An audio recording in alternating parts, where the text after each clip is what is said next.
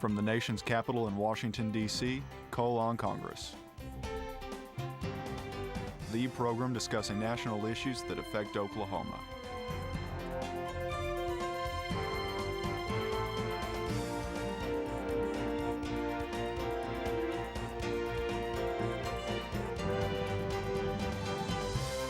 Your host, U.S. Representative Tom Cole. Thank you for joining me today for another episode of Cole on Congress.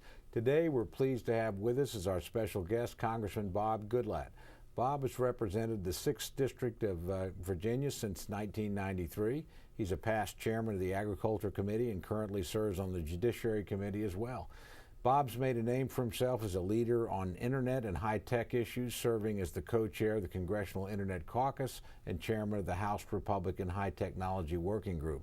But I always like to start these things, honestly, with something personal, and I had the good fortune of being the executive director of the National Republican Congressional Committee when you were elected to Congress in 1992, and you were one of our very best candidates that year, which wasn't a great year since obviously George H.W. Bush wasn't reelected to the presidency, and you were actually part of a pretty interesting class that made history. That was the first time in 100 years a party had lost an incumbent president and yet gained seats in Congress, picked up 10 seats, and you were a pretty big group, 47 new Republicans that year, and a lot of people that have gone on to really distinguished careers. So you've had a long run, Congressman. Well, thanks. It's great to be with you, Tom, and with your viewing constituents. And let me start off by saying that thank you for your good work in 1992. I'll attribute a good deal of my success in being here to your work there. But another thing that people overlook, a lot of talk about how this new class of members coming in this year, 87 Republicans, 9 Democrats, 96 members, a big group of people. But people think that's the largest one in a long time. And actually, the class that I was elected in when you were at the NRCC, you combine Republicans and Democrats, there were 112, plus some special elections that occurred afterwards. It's the largest class since World War II. Yeah, and you know what I always say about that class, I actually told this to the people that won in 2008, because I thought we were going to have a pretty good year in 2010. Not as good as it turned out, but I said, you're going to be enormous beneficiaries of what happened next, because you're going to be followed probably by a very large Republican class, and you're going to be ahead of it. I think just like the 92 class was ahead of the 94 class. It's going to open up a lot of committee assignments for you, a lot of things, because the ratios change in committees, and I think you're going to be able to move up quickly. And that 92 class, if you actually go back and look at it in terms of chairman, in terms of conference leadership, has been really at the cutting edge, even more so than the 94 class in many ways. So a pretty remarkable group. And again, these people that can win in a challenging year, and you did win, and frankly the NRCC had very little to do with it. You did that on your own. They're always talented. It's a very good crew. So I look back on the 2008 crowd here and think, you just had a really good night in 2010, because all of you that want to move to the top committees will be able to. You sort of know your way around. You're a little bit ahead of the next class that's coming in, and you guys certainly did that in 92, and then of course set the stage for us in 94. You really did. I mean, the things that you did in 93 and 94 in terms of the policy debates, the issues, the setting up of the contrast really laid the groundwork for that 94 years. So, you and Newt Gingrich pretty much did it alone, Bob. Well, I won't make that claim, but I do think that serving in the minority for 2 years and having an opportunity to think about what we'd like to do if we got in the majority, and it wasn't like this time, people didn't see it coming in 1994, but we were wise to get the contract with America on our agenda, because when we did get the majority, we really hit the ground running, working on that contract night and day for the first several months of that Congress. And I think got a lot of credit, but we also had a roadmap, a guide to where we ought to go. We hadn't been in the majority in 40 years. Now, it's a little different this time. We're back in the majority after just 4 years. But we're also viewed by a lot of people as, well, you got something to prove to us.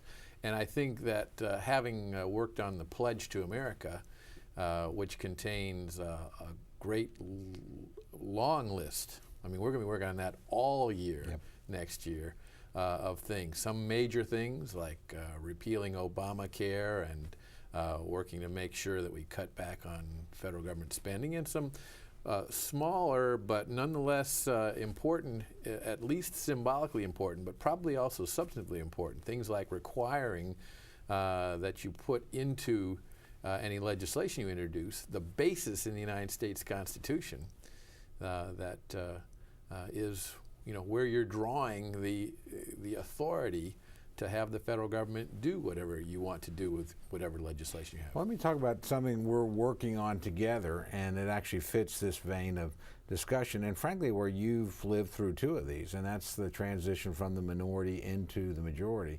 You and I currently co-chair one of the subcommittees on the Republican transition team. We're looking at congressional operations in particular, and trying to figure out how do you make Congress work more effectively, more efficiently, what can you do to save money in that process.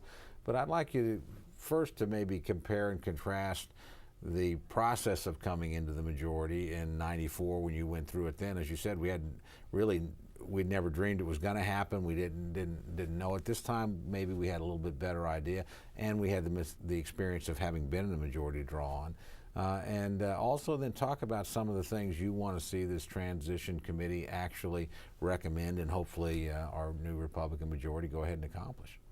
Well, I think that, first of all, it's great to work with you on this, because having served on the Legislative Branch Appropriations Subcommittee, you have a lot of great ideas about ways that we can save money. And I think that's the number one thing that people want us to do, not just here in the Congress, which is a tiny percentage of the overall federal government, but you got to clean the house first. If you want to have credibility to go in and cut spending in a wide array of different executive branch, federal government agencies and programs, you got to be willing to do it to yourself first. So we've been working with the leadership, and they've taken our first recommendation and already run with it, and that is we're going to see, even before we get into a new appropriation cycle in the current process, which began back in October, we're going to require members beginning in January to cut back 5% of what they're spending. That's not enough, because the federal government's borrowing 40% of what it spends, but it's a good start. And if we build on that in ensuing years, I think we'll get the kind of credibility that will allow us to make the kind of really significant cuts across the federal government.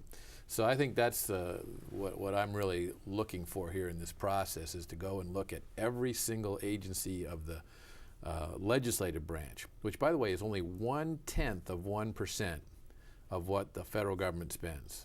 The legislative branch, 1/10 of 1%. Keep saying that. I want my constituents to hear that. They find that hard to believe, but it's true. It's still a lot of money, though.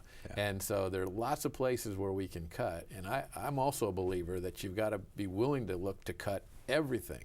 If you only look to cut the things that you don't like as much as other things, then you don't get that broad-based credibility to really say, we're going to make this work and we're going to get broad-based support to get it done. So, for example, we have to look at every agency within the legislative branch, including the sergeant at arms and the clerk of the House and so on. And of course, we're going to have the opportunity to put the Speaker will put new leaders in some of these places, and as they do that, we might say, well, no, it's our person in there. We don't want to cut the spending for them. But I think that's a mistake, because there's waste in every place you look in government. And that, when you look at the executive branch, that's true there as well. Defense is the number one priority. Protecting our freedom from foreign threats is the number one priority of any federal government. If you look right in the Constitution, there's plenty of references to what we should be doing in that area. But if you don't think there's waste in a whole bunch of different areas in the Defense Department, then I think we're not going to have the credibility to say, well, we need to make cuts in other places in the federal government where we may not be quite as enthusiastic about the federal government having a role in those areas, and therefore would like to cut more. Granted, I would like to cut more in some areas, but I've got to start and say nothing should be off the table. You know, one of the things that has really been fun working with you on this, because it's always one of your questions, you not only, when we were talking to different officials that had these different agencies, you not only tell them that you're going to cut, you only come with suggestions, but you ask them for their suggestions too. And you know, it's been very good to see, and you know, people should know a lot of times they come back with some pretty good ideas. You know, you guys gave us this, we really don't need it, or things have changed since you did this, you may want to relook at this again. And so it's not always a hostile takeover. Sometimes you've got some public servants that actually read the newspapers and follow the news, and look, they know their country's in trouble. They know that we're living well beyond our means, and they recognize that there's going to have to be some sacrifice. And I've been pleased with some of the feedback we've gotten from the people that actually run the institution on a day-to-day basis. Absolutely. I mean, they want the functions that they're responsible for to work. And so when you say we need to achieve a certain goal, but you come back and tell us how best to achieve it, that makes more sense than you or I to sit down and say, well, you know, you don't need this position over here, but you do need this one over here. I think you start by asking them to tell you, and if you don't think they're putting everything on the table, then you've got to dig a little deeper. But I think if you make them a part of the team, we're going to be more effective. And when you talk about the entire federal government, that's a daunting task. But again, I think if you say, we've got to cut this amount out of your department, but you come back and give us the recommendations on how best to do it. And if we think they're just feather bedding, that they're going to be protecting their jobs and not worried about the function they're supposed to be performing, then we can call them on it. But if they're good public servants, they're going to come back and say, we can accomplish the mission we have with less money if we make the cuts here, here, and here. Well, one of the things that's fun, again, about working with you, Bob, is you're not exactly a born-again budget hawk. You've always been a budget hawk all through your career. And one of the things, I probably get more questions about the balanced budget amendment when people are confronting the problems of spending than anything else. And you have been the leader in the fight on that issue. So number one, give me your view of kind of the status of where we are right now on that. And two, how would that work? I mean, how would we, I think most people know it took us in the 90s several years to work through and actually move toward a balanced budget, get the economy moving again. This isn't a process here that, again, you could switch on a light switch and change. So how do you see us getting to that goal, which we all share? Yeah, no, I think it's a part of I think the Dick Armey, he likes to say, I'm tired of people saying, let's think outside the box. We should be thinking inside the box. And what he means by that is that we need to have an understanding that there's a certain limited framework within which we can operate. There's only so much revenue coming into the federal government. And I'm not one to say, let's preserve this enormous bureaucracy by raising taxes and accomplishing that. So what you got to do is learn how to live within your means, which means trimming back this government at the same time we enact good policies, not raising taxes, for example, to grow the economy. And that's what happened in the 1990s. We didn't actually even cut government spending. I think now the situation is so much worse, we're going to have to actually cut. But then we simply slowed the rate of increase in government spending, and that combined with a growing economy caused those lines to cross. And for 4 years, we generated surpluses that allowed us to pay $500 billion, $500 billion off of the national debt. That's where we've got to get back to. And I think the balanced budget amendment is something that provides the discipline to force members of Congress and the administration to set priorities. There's so much in Washington today that says, we need this, we need this, we need this. Let's just do them all and borrow the money and kick the can down the road. We're kicking it right at our children and our grandchildren, though. And 49 out of 50 states have a balanced budget amendment. Some manage it better than others, but all of them are in fiscally better shape than the federal government is. You look at California, that's probably one of the worst. And they have about a $20 billion deficit.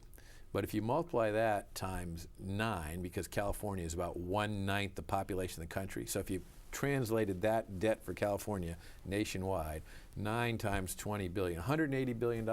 Wouldn't we love to be in a situation here in Washington where we only had a $180 billion deficit to figure out how to clear up? So that balanced budget amendment in the state constitutions, that requirement that they balance their budget, is a key tool. It's not always visible, and it leads to some really bitter fights about whether to cut spending, raise taxes, and so on. But at least they have that debate every single year. And we need to get to that point here in Washington. Well, and when you're in that situation, you don't get the attitude that, well, that's not really serious money. I saw our incoming speaker, currently leader, but soon to be speaker, John Boehner, in a television interview, and the questioner, the journalist, was saying, well, yeah, but you cutting Congress, that's really not very much money. It's $25 or $30 million. Now, everybody I represent, $25 or $30 million is a lot of money.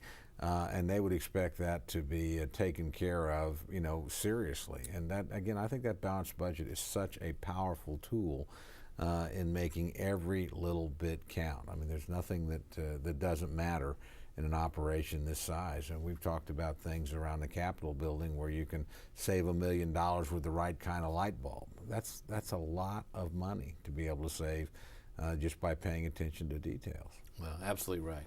As to the process, well, the balanced budget amendment in the last Congress, and by the way, I picked up this legislation from one of your former colleagues from Oklahoma, Ernie Istook, you bet. who carried it for a long time. For the last 2 Congresses, I've introduced it on the first day of each Congress. House Joint Resolution number 1, a balanced budget amendment. We now are up to about 180 co-sponsors, Democrats and Republicans, and it's the kind of thing that draws a lot of bipartisan support. The bipartisanship breaks down a little when you start talking about how you're going to get there. But the trick is to first get a balanced budget amendment in our Constitution, and that's a major undertaking. This is not a new idea. Thomas Jefferson, after the Constitution was written, said his greatest regret, and there were obviously many, many things he liked about our great Constitution, but he says his greatest regret about it was that there was nothing in it to limit the ability of the federal government to borrow money, which is essentially what a balanced budget requirement is. So we get that through the House, through the Senate, which will be tough. The Senate hasn't shown as much interest in this as the House of late. And even back in 1995, as a part of the Contract with America, they failed in the Senate by 1 vote. That's right. It actually went down by 2 votes, but Bob Dole, the majority leader, voted against it so that he could then make a motion to reconsider the bill at a later time if he could find that 1 additional vote to give him 2/3 of the Senate. He never found the vote. But can you imagine, if he had found that 1 vote, the House had already passed it. I think that it then goes to the states, and 3/4 of the state legislatures have to ratify it. But with 49 out of 50 living under balanced budget requirements themselves, I think you'd get there. And say by 2000, we would have had this amendment in the United States Constitution. Just at the time we were still running a surplus and could have dealt with it. Right, and it's not a panacea. Yeah. It doesn't take away the requirement that you make tough decisions, but it does force you to make those tough decisions. And I think we would have still gone through a lot of troubled times in the last decade, but I think we'd be in a better position at the end of the decade if no matter who's in charge, Republican president, Democratic president, Republican Congress, Democratic Congress, that they have to abide by this requirement and have this great debate each year about the limitation on the size of government and how much money government can spend. I asked you about your viewpoints in 2 areas where you are a real specialist, and I think clearly a person that everybody in Congress looks to for advice and for innovative ideas. The first is high tech and the internet. Clearly been one of the great drivers in the American economy in the last 15 years. And if you'd have told me something like this 20 years ago or 25 years ago, that we would have the ease of communication and what it would do to productivity in all kinds of offices, bureaucracies, services, it would have been hard to imagine. So where do you see this incredible force, tool, technology moving as we look forward, and what are the sorts of things the federal government should and should not do to harness the power of this technology? Well, if you look at the history of the internet, government played a role in getting it started because the Defense Department in particular needed to be able to manage huge quantities of information and to share that information across wide geographic areas with a large number of people. And so they developed what was called the ARPANET, which ultimately has evolved into what is today the Internet, which is probably the most amazing collection of technology and information ever assembled by mankind. It's not going away, but we're going to have to learn how to manage it.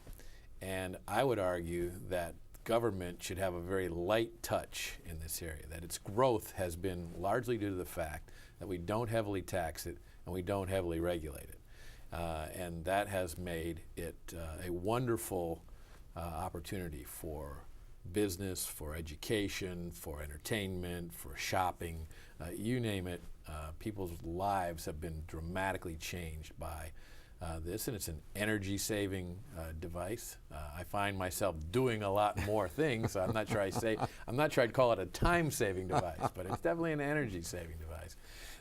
So that's where I think the Internet is headed. At the same time, we don't want it to become the wild, wild west of the 21st century. And there's a lot of evidence to suggest that that indeed does happen. Almost any kind of crime that takes place on the streets in your district and mine has a variant of that can take place on the Internet, particularly anything related to fraud, but also related to child abuse, child pornography. I mean, you name it.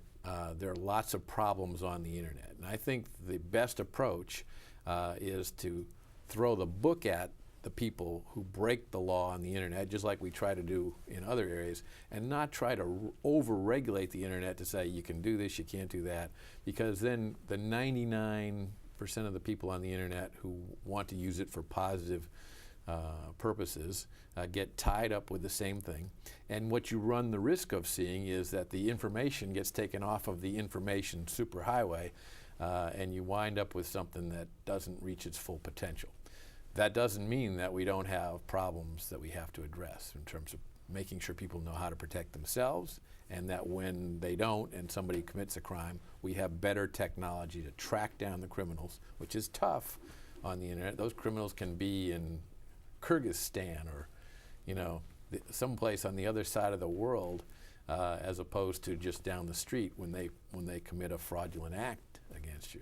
So you need some kind of greater cooperation, but also greater use of the technology to find people, track them down, bring them to justice when they break the law. Well, we also, of course, have enormous security implications. We know as you and I are talking, we're in the middle of the so-called WikiLeaks scandal, where we had, over 250,000 classified documents dumped out for the whole world to view. In some ways reassuring, because there were no evil plots particularly found. But I tell you, it's very disconcerting. I actually had a reporter call me, and he said, I don't know if you know it or not, but your name is in one of these documents. And I was with a Codell, a group of our fellow colleagues, Democrat and Republican. We were traveling. We were in the Middle East, shall we say. I'm not going to get too specific about the conversation. We were talking to a government official who is very friendly to the United States and very forthcoming about his views of what we ought to be doing to the Iranians and his concerns about nuclear proliferation in the region. And he was very pointed in some of his advice. And I now know that those documents are in the hands of Iranian intelligence, right, and they're reading those documents, and they know the name of that person who was candid with us, a friend of the United States, said this is something you need to know. And you think about what that will now do in terms of the willingness of people to communicate with us. I mean, that's something that will probably cost American lives, will certainly cost American intelligence in the years ahead. So how do you deal with something like that? Well, I think we have to deal with it pretty aggressively. Here's the situation. WikiLeaks has taken an idea that's founded in our Constitution, that is freedom of the press, and an important principle as well, and that is that when somebody's in this massive government and they find out that somebody else is doing something wrong, and they need to bring that forward to the public so that the government and the perpetrators of wrongdoing within the government can be held accountable, you have the ability to do that. But when you take massive amounts of documents and you set yourself up as the arbiter of whether this should be released or not, the people operating WikiLeaks are in no way capable of determining what should be made public and what should not, because the name of somebody like you refer to may mean nothing to them, but it could be a life or death situation to the person named or somebody else, based upon people getting that information when they shouldn't have it. There's another principle that we've got to protect too, and that is that individuals in any aspect of their lives need to be able to talk to other people about certain situations without the fear that whatever that conversation is will be made known to everybody in the world.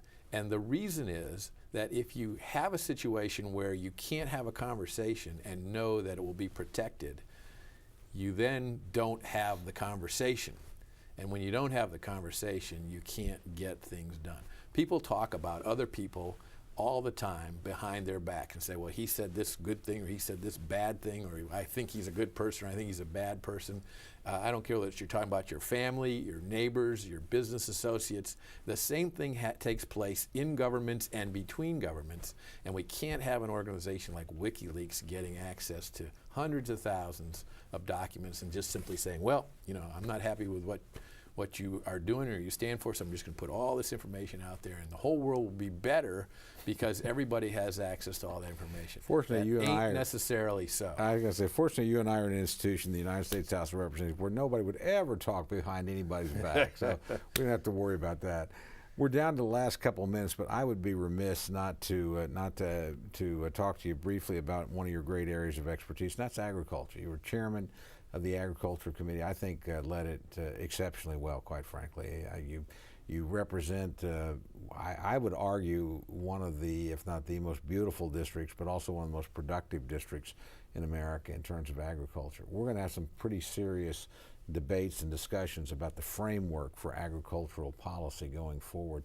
What are the 2 or 3 principles you think ought to guide us as we try to make sure that American agriculture stays as as the leader in the world? Well, if I had to name 3, number 1, I'd say agriculture, which I love and is a big part of the economy of my district, can't be exempt, again, from the fact that the government has promised too much, has taken on too much, so you're going to have to see smaller, more efficient farm programs. That safety net is important, but we've got to really evaluate what you really need and what you don't need. The next farm bill is not going to be as generous as the last one. It can't be. Secondly, we've got to promote competition and free enterprise, and that's an easy thing to do in agriculture because we still have millions of farmers, and it's one of the most competitive areas that you can possibly think of. And third, and also very important, we've got to continue to fight to open up markets outside of the United States, because we are a very efficient, very productive agricultural economy. And it's been one of the things that have helped us through these tough times right now. Agricultural sector of our economy is doing a lot better than some of the other sectors. But if we're going to continue to do that and continue to maintain that high level of efficiency, we've got to be able to offer that high quality food to people around the world. So opening up markets outside the United States to sell that, fighting all the different methods that other countries try to use to exclude our food from their countries. We're a pretty open society in terms of trading and letting their items come in. They've got to open up to us as well. We're literally out of time, but I think our viewers and our listeners understand why you're such a great member of Congress. And just the range of information, knowledge, and insight is amazing. So thanks for joining us here today, Bob. I really appreciate it. Well, Tom, thank you, and thank you for the great service that you provide to the people of Oklahoma. And I look forward to working with you in this new Congress. There are a lot of great things we can accomplish together. I agree. Thanks.